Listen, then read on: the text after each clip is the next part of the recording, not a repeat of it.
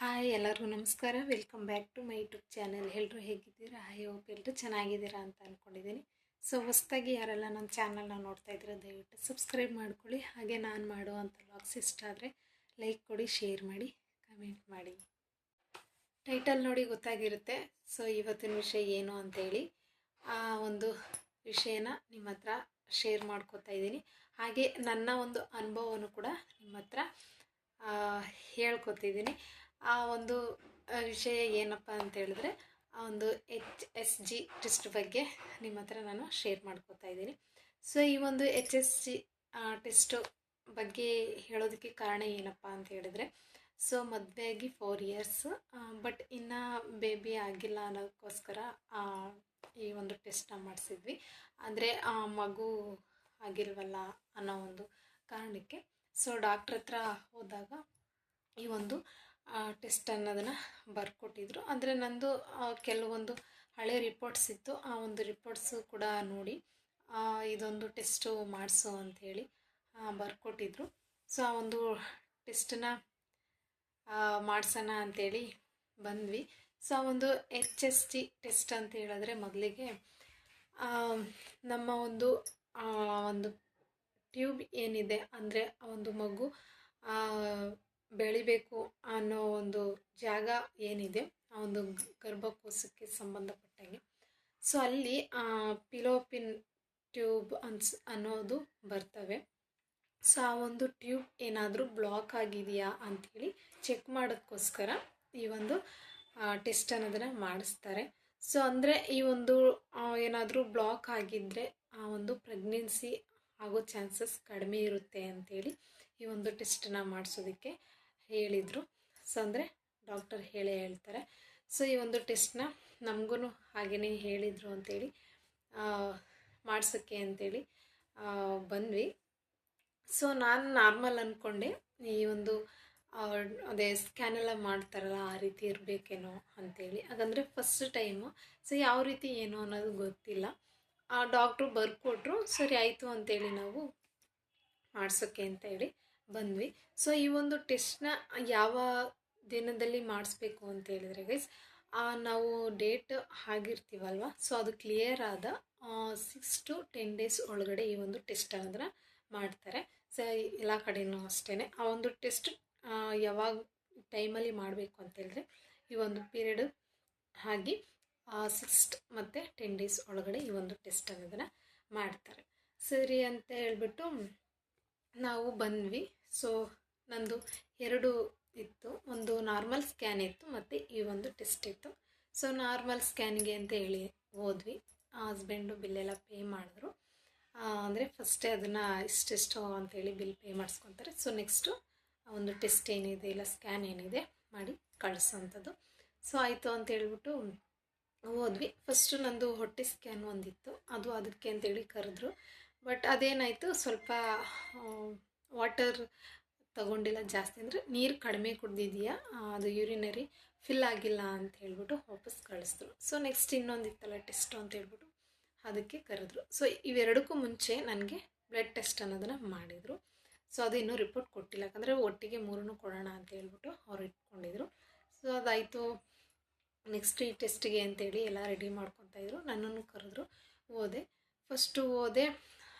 ಈ ಒಂದು ಭಾಗಕ್ಕೆ ಒಂದು ಇಂಜೆಕ್ಷನ್ ಕೊಟ್ಟರು. ಸೊ ತುಂಬಾ ಪೇನ್ ಆಯಿತು.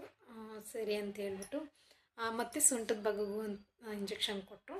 ಆಯಿತು ಅಂತ ಹೇಳ್ಬಿಟ್ಟು ತಗೊಂಡೆ. ಅಂದರೆ ಅದೇಷ್ಟೇನು ಪೇನ್ ಆಗಿಲ್ಲ. ಈ ಒಂದು ಕೈ ನರಕ್ಕೆ ಕೊಟ್ಟಲ್ಲ, ಅದು ತುಂಬಾ ನೋವಾಯಿತು. ಸೊ ನೆಕ್ಸ್ಟು ನಾನು ಅಂದ್ಕೊಂಡೆ ಇಂಜೆಕ್ಷನ್ ಕೊಡ್ತಾವ್ರಲ್ಲ, ಸೊ ಅಷ್ಟೇನು ಇದಿರಲ್ಲ ಅಂತ ಹೇಳ್ಬಿಟ್ಟು. ಸೊ ಆ ಇಂಜೆಕ್ಷನ್ ಏನಕ್ಕಪ್ಪ ಕೊಟ್ಟರು ಅಂತ ಹೇಳಿದ್ರೆ, ಆ ಒಂದು ಟ್ಯೂಬ್ ಟೆಸ್ಟ್ ಮಾಡಬೇಕಾದ್ರೆ ನಮಗೆ ಪೇಯ್ನ್ ಆಗಬಾರ್ದು ಅಂತೇಳಿ ಇಂಜೆಕ್ಷನ್ ಕೊಟ್ಟರು. ಸೊ ಅದೇನಾಯಿತು, ಆ ಇಂಜೆಕ್ಷನ್ನು ವರ್ಕೇ ಆಗಿಲ್ಲ. ನನ್ನ ಒಂದು ಬಾಡಿಗೆ ಅದು ವರ್ಕೇ ಆಗಿಲ್ಲ. ಸೊ ಆ ಒಂದು ಟ್ಯೂಬ್ ಟೆಸ್ಟ್ ಮಾಡಬೇಕಾದ್ರೆ ಅಷ್ಟು ನೋವಾಯಿತು, ಪೇಯ್ನ್ ಆಯಿತು. ಸೊ ನನಗೇನಪ್ಪ ಅನಿಸಿದ್ದು ಅಂತೇಳಿದ್ರೆ, ಒಂದು ನಾರ್ಮಲ್ ಡೆಲಿವರಿನೇ ಆಗೋಯಿತು ಅಂಥೇಳಿ ಆ ಥರ ನೋವಾಯಿತು.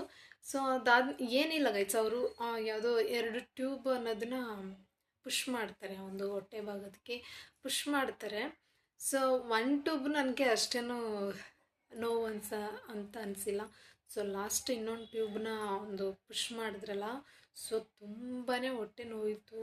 ಆ ಒಂದು ಏನೋ ಅವರು ಹೊಟ್ಟೆ ಭಾಗಕ್ಕೆ ಅಂತ ಪುಷ್ ಮಾಡಿದ ಇಂಜೆಕ್ಷನು ನನಗೆ ಈ ಬಾಯಿ ಹತ್ರಕ್ಕೆ ಬಂದು, ಸೊ ಏನೋ ಒಂಥರ ಈ ಕಡೆ ವಾಮಿಂಟು ಆಗ್ತಾಯಿಲ್ಲ, ಈ ಕಡೆ ಗ್ಯಾಸ್ಟ್ರಿಕ್ ಥರನೂ ಅದು ತೇಗ್ ಬರ್ತಾಯಿಲ್ಲ. ಸೊ ಆ ಥರ ಫೀಲ್ ಆಯಿತು.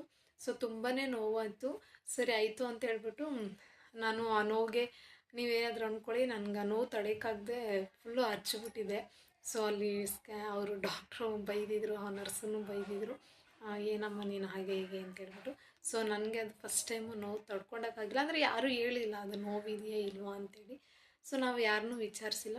ಸರಿ ಆಯಿತು ಅಂತೇಳಿ ಹೋದ್ವಿ. ಮತ್ತು ನಮಗೂ ಅದು ಫಸ್ಟ್ ಅನುಭವ ಅಲ್ವಾ. ಸೊ ಅದು ತುಂಬಾ ನೋವಾಯಿತು. ಆಯಿತು ಅಂಥೇಳಿ ಹೊರಗಡೆ ಕಳಿಸ್ಕೊಟ್ರು. ನಾನೇನು ಮಾಡಿದ್ದೆ, ಅವರು ಅದು ಟೆಸ್ಟ್ ಮಾಡಬೇಕಾದ್ರೆ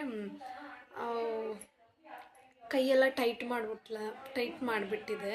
ಸೊ ಅದಕ್ಕೇನಾಯಿತು, ಇಲ್ಲಿ ಇಂಜೆಕ್ಷನ್ ಕೊಟ್ಟಿದ್ರಲ್ಲ, ಇದೆಲ್ಲ ಫುಲ್ಲು ಊತ ಬಂದು ನರ ಎಲ್ಲ ನೋವಾಗಿತ್ತು. ಮತ್ತು ಇಲ್ಲಿ ಬ್ಲಡ್ ತೊಗೊಂಡಿದ್ರಲ್ಲ, ಇಲ್ಲಿ ಇಂಜೆಕ್ಷನ್ ತಗೊಂಡಿದ್ರಲ್ಲ, ಆ ಒಂದು ಜಾಗನೂ ಕೂಡ ಫುಲ್ಲು ಊತ ಬಂದು ಬ್ಲ್ಯಾಕ್ ಆಗಿಬಿಟ್ಟಿತ್ತು. ಸೊ ಅದು ಪೇಯ್ನ್ ಆಯಿತು. ಸೊ ಆ ಒಂದು ಟೆಸ್ಟಲ್ಲಿ ಏನಪ್ಪ ಅಂತ ಹೇಳಿದ್ರೆ, ಸೊ ಗೈಸ್ ಆದಮೇಲೆ ನನಗೆ ಗೊತ್ತಾಗಿದ್ದು, ಆ ಒಂದು ಟ್ಯೂಬ್ಗೆ ಏನೋ ಒಂದು ಸಿರಿಂಜ್ ಮಾಡಿಕೊಂಡು ಅದು ಪುಷ್ ಮಾಡ್ತಾರೆ. ಅದೇನಾಗುತ್ತೆ, ನಮ್ಮ ಒಂದು ಗರ್ಭಕೋಶದ ಒಂದು ಟ್ಯೂಬ್ಸ್ ಏನಿದೆ ನಾಳಗಳು, ಸೊ ಅಲ್ಲಿಗೆ ಪುಷ್ ಮಾಡಿದಾಗ ಅದೇನಾಗುತ್ತೆ, ಹೊಗೆ ಥರ ಫುಲ್ಲು ಹರಡ್ಕೊಳ್ಳುತ್ತಂತೆ. ಅಂದರೆ ಆ ಒಂದು ಟ್ಯೂಬ್ಸ್ಗೆಲ್ಲ ಪುಷ್ ಮಾಡಿದಾಗ ಅದು ಹೋಗುತ್ತಂತೆ. ಸೊ ಆ ಒಂದು ಟೈಮಲ್ಲಿ ಆ ಒಂದು ಹೊಗೆ ರೂಪದಲ್ಲಿ ಹೋಗುತ್ತಲ್ಲ ಟ್ಯೂಬ್ ಮುಖಾಂತರ, ಆ ಒಂದು ಹೊಗೆ ಫುಲ್ಲು ನಮ್ಮ ಒಂದು ಆ ಒಂದು ಟ್ಯೂಬ್ಸ್ ಏನಿದೆ ಅದ್ರ ಫುಲ್ಲು ಹರಡ್ಕೊಂಡ್ರೆ ಸೊ ಏನು ಪ್ರಾಬ್ಲಮ್ ಇಲ್ಲ ಅಂತ. ಸೊ ಅಕಸ್ಮಾತ್ ಆ ಒಂದು ಹೊಗೆ ಎಲ್ಲಾದರೂ ಸ್ಟ್ರಕ್ ಆಗಿದ್ರೆ, ಅಂದರೆ ತಡ್ಕೊಂಡಿದ್ರೆ, ಸೊ ಆ ಒಂದು ಜಾಗದಲ್ಲಿ ಏನೋ ಪ್ರಾಬ್ಲಮ್ ಇದೆ. ಸೊ ಅಂದರೆ ಟ್ಯೂಬ್ ಬ್ಲಾಕ್ ಆಗಿದೆ ಅಂಥೇಳಿ ಅರ್ಥ ಅಂಥೇಳಿ ಹೇಳಿದ್ರು. ಸರಿ ಅಂಥೇಳಿ ನಮಗೆ ಆ ನೋವೊಂದು ಇತ್ತಲ್ಲ ಅಂತ ಹೇಳ್ಬಿಟ್ಟು ಅಷ್ಟೇ ಆಯಿತು ಅಂತ ಹೇಳ್ಬಿಟ್ಟು ಆಚೆ ಬಂದೆ ಗೈಸ್.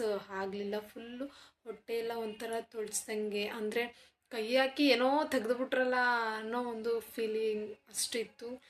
ಫುಲ್ಲು ಸುಸ್ತಾಗ್ತಾಯಿದೆ, ತಲೆ ಸುತ್ತು, ಒಂದು ಕಡೆ ಹಸ್ಬೆಂಡ್ ನೋಡಿ ಕಣ್ಣೀರು, ಇದೆಲ್ಲ ಆಯಿತು. ಸರಿ ಅಂತ ಆಯಿತು ಅಂತ ಆದಮೇಲೆ ಅಂದರೆ ಊಟದ ಟೈಮ್ ಆಗಿತ್ತು. ಅಂದರೆ ಈ ಟ್ಯೂಬ್ ಟೆಸ್ಟ್ ಆದ ಟೈಮಲ್ಲಿ ಊಟದ ಟೈಮ್ ಆಗಿತ್ತು. ಸೊ ಆ ಒಂದು ಟೈಮಲ್ಲಿ ಇವ್ರಿಗೆ ಹೊಟ್ಟೆ ತುಂಬ ಊಟ ಮಾಡಿಸಿ ನೆಕ್ಸ್ಟ್ ಇನ್ನೊಂದು ಸ್ಕ್ಯಾನ್ ಇದೆಯಲ್ಲ ಅದು ಮಾಡಿಸೋಣ ಅಂದರೆ ಅವ್ರಿಗೆ ಚೆನ್ನಾಗಿ ಊಟ ತಿನ್ನಿಸ್ಬಿಟ್ಟು ಚೆನ್ನಾಗಿ ನೀರು ಕುಡಿಸಿ ಒಂದು ಅರ್ಧ ಗಂಟೆ ರೆಸ್ಟ್ ಮಾಡಿಸಿ ಅಂತ ಹೇಳಿದ್ರು. ಯಾಕಂದರೆ ಅದು ಹೊಟ್ಟೆ ಎಲ್ಲ ಒಂಥರ ಈ ವಾಮಿಂಟ್ ಆದಂಗೆ ಆಗುತ್ತಲ್ವ, ಆ ಥರ ಎಲ್ಲ ಕಲಿಸ್ದಂಗೆ ಆಗ್ತಾಯಿತ್ತು.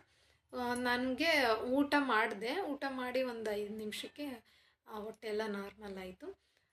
ಅದ್ರ ಜೊತೆ ಚೆನ್ನಾಗಿ ನೀರು ಕುಡ್ದಿರ್ಬೇಕಿತ್ತು ಅಂಥೇಳಿ ನೀರು ಕುಡಿದೆ. ಆಮೇಲೆ ಮತ್ತೆ ಅರ್ಧ ಗಂಟೆ ಅವ್ರು ಹೇಳ್ದಂಗೆ ರೆಸ್ಟ್ ಮಾಡಿದೆ. ಸೊ ನೆಕ್ಸ್ಟು ಇನ್ನೊಂದು ಸ್ಕ್ಯಾನ್ಗೆ ಅಂಥೇಳಿ ಕರೆದ್ರು. ಆಯಿತು ಅಂಥೇಳಿ ಹೋದೆ. ಆ ಒಂದು ಸ್ಕ್ಯಾನು ಕೂಡ ಆಯಿತು. ಯಾಕಂದರೆ ಅದು ನೀರೆಲ್ಲ ಚೆನ್ನಾಗಿ ಕುಡ್ದಿದ್ನಲ್ಲ ಅಂತ ಹೋದ ತಕ್ಷಣವೇ ಸ್ಕ್ಯಾನಿಂಗ್ ಆಯಿತು. ಮತ್ತು ಹಾಗೆ ಒಂದು ಅರ್ಧ ಗಂಟೆ ಕೂತ್ಕೊಂಡ್ವಿ. ಸೊ ಅದೆಲ್ಲ ಆದಮೇಲೆ ಅವರು ಬ್ಲಡ್ ರಿಪೋರ್ಟು ಮತ್ತು ಈ ಒಂದು ಟ್ಯೂಬ್ ಟೆಸ್ಟ್ ಸ್ಕ್ಯಾನ್ ರಿಪೋರ್ಟು ಮತ್ತು ನಾರ್ಮಲ್ ಸ್ಕ್ಯಾನಿಂಗ್ 3 ಕೊಟ್ಟರು. ಸೊ ಅದ್ರ ಜೊತೆ ಒಂದು ಟ್ಯಾಬ್ಲೆಟನ್ನು ಬರ್ಕೊಟ್ರು, ಒಂದು ಟ್ಯಾಬ್ಲೆಟ್ ಸ್ಲಿಪ್ಪನ್ನು ಕೊಟ್ಟರು. ಸೊ ಅದು ಈಗ ಟ್ಯೂಬ್ ಟೆಸ್ಟ್ ಮಾಡಿದ್ದೀವಲ್ಲ, ಸೊ ಅದೇನಾದರೂ ಪೇಯ್ನ್ ಆಯಿತು ಅಂತ ಹೇಳಿದ್ರೆ, ಹೊಟ್ಟೆ ಪೇಯ್ನ್ ಬಂತು ಅಂತ ಹೇಳಿದ್ರೆ, ಸೊ ಈ ಮಾತ್ರೆ ತಗೊಳ್ಳಿ ಅಂತ ಹೇಳ್ಬಿಟ್ಟು 3 ಟ್ಯಾಬ್ಲೆಟ್ಸ್ ಏನೋ ಬರ್ಕೊಟ್ಟಿದ್ರು ಒಂದು ಪೇಯ್ನ್ದು. ಇಂಜೆಕ್ಷನ್ನು ಕೊಟ್ಟಿದ್ದರು, ಬಟ್ ನನಗೆ ಅದು ಅಷ್ಟೇನೂ ಇದಾಗಲಿಲ್ಲ. ಅಂದರೆ ಗೈಸ್ ಈಗೇನಾದರೂ ಅದು ಏನಾದರೂ ಆಪ್ರೇಷನ್ ಆಗಿರಲಿ, ಅಂದರೆ ಚಿಕ್ಕದಾಗಿ ಏನಾದರೂ ಆಪ್ರೇಷನ್ ಆಗಲಿ, ಏನಾದರೂ ಕ್ಲೀನಿಂಗ್ ಆಗಿರ್ಬೋದು, ಅಂದರೆ ಸೆಪ್ಟಿಕ್ ಏನಾದರೂ ಕ್ಲೀನಿಂಗ್ ಮಾಡಬೇಕು ಅಂದರೆ ನೋವಾಗಬಾರ್ದು ಅಂತೇಳಿ ಒಂದು ಬೆಂಡ್ ಇಂಜೆಕ್ಷನ್ ಅಂತ ಕೊಡ್ತಾರೆ ನೋಡಿ. ಸೊ ಆ ಥರ ಅನಿಸುತ್ತೆ ಕೊಟ್ಟಿದ್ದು, ಬಟ್ ನನಗೆ ಅದು ವರ್ಕ್ ಆಗಿಲ್ಲ, ತುಂಬಾ ಪೇಯ್ನ್ ಆಯಿತು. ಸೊ ಏನಕ್ಕಾದರೂ ಮಾಡಿಸ್ಕೊಂಡಪ್ಪ, ಏನಕ್ಕಾದ್ರೂ ನಾನು ಗೈಸ್ ಅದು ನೋವು ತಡ್ಕೊಳಕ್ಕಾಗ್ದೇ ಅಲ್ಲಿ ಅಕ್ಕಪಕ್ಕ ಇದ್ರಲ್ಲ ನರ್ಸ್ನೆಲ್ಲ ಇಷ್ಟೇನಾ ಅಂತ ಕೇಳ್ತಾನೆ ಇದ್ದೀನಿ. ಬಟ್ ಅವ್ರು ಯಾರೂ ರೆಸ್ಪಾನ್ಸೇ ಮಾಡಿಲ್ಲ.